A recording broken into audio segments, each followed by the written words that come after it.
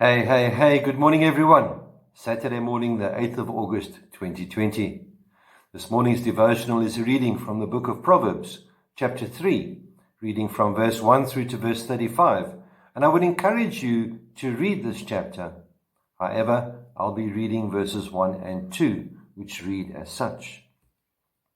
My son, do not forget my teaching, but keep my commands in your heart, for they will prolong your life many years and bring you prosperity.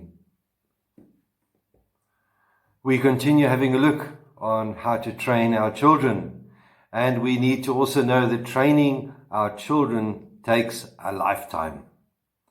Godly training is the parent's responsibility. A child's response to it is not. Wow.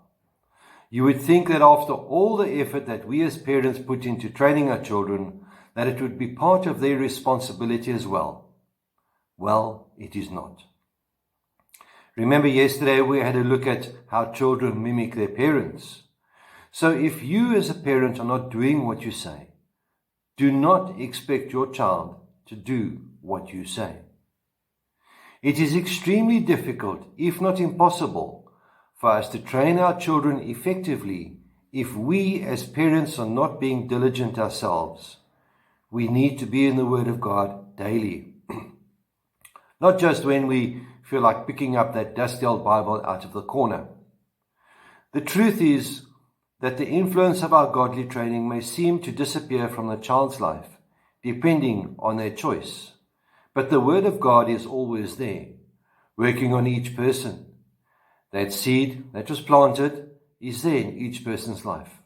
The choice is theirs. As parents, we will not know when a child will make the choice to possibly depart from the godly training that is being taught and modeled to them. Meaning, we will never know when and if they make a commitment to God. Two things we need to remember. The timing is not up to the parents. We cannot control the time frame of when a child will respond to godly instruction. The responsibility is ours to train. It is God's working in the child's life that will cause them to remember the instruction they received. And secondly, we cannot train a child without seeking God's wisdom and grace for ourselves. The book of Proverbs provides instructions for life. It also shows us the foolishness of following our own ways. Even as Christian parents, we need to submit everything to God so that He can direct our ways. There is no guarantee that we will parent perfectly, but with God's help, we can parent wisely.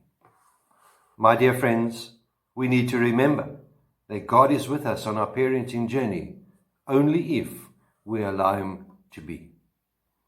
With that, my prayer is that may the Lord be with you, may He bless you, may He cause His face to shine upon you, and be with you always. Goodbye.